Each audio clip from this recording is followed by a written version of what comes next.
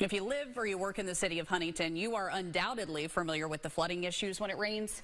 Tonight, though, we have new details about a plan to address these long-running problems. Yeah, Lisa Feinstein spoke with the city about the work that's happening right now and what's ahead, and how officials say this is the biggest undertaking in this area since the 1960s.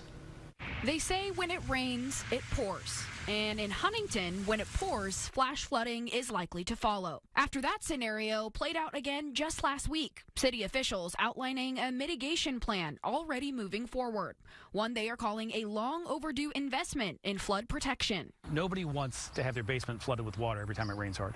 And so to do that, you actually have to do something. And so what we did with that fact sheet is just to explain all the different projects we're doing. Projects like debris removal along Four Pole Creek, retention pond restoration, evacuation routes in Enslow Park, and bridge replacements designed for high water. We think it's helping, right? From day one, we made flooding a priority. And what you can see through a little bit of luck and a little bit of preparation, a lot of preparation, is that it can have an impact on people's lives. So we've cleared out Four Pole Creek. We got in there and removed tons of debris that was built up over many years. We cleared out all the catch basins. There are thousands all over the city, and doing that preventative maintenance work really does make a difference. The city says the main obstacle with flooding in the city is infrastructure. The water collects because it has nowhere else to go.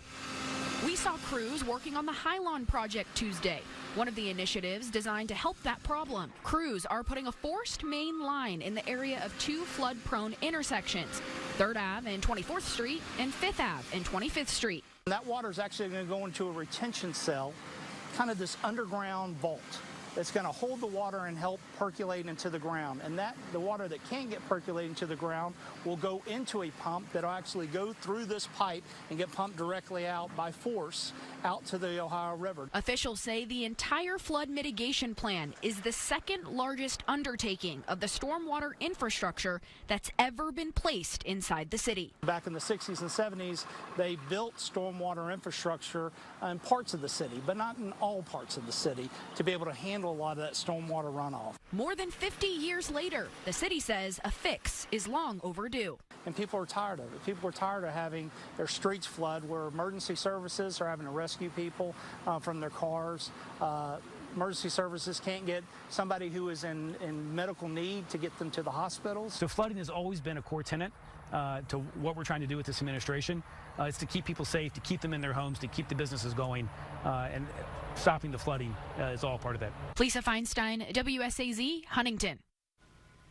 So the city officials say that there have already been noticeable changes in flooding along Four Pole Creek since the debris removal in certain areas. They expect another noticeable decline when the retention ponds are cleared in the coming weeks. The Hylon intersections are expected to flood less frequently when the first phase of that project wraps up in just a couple of months.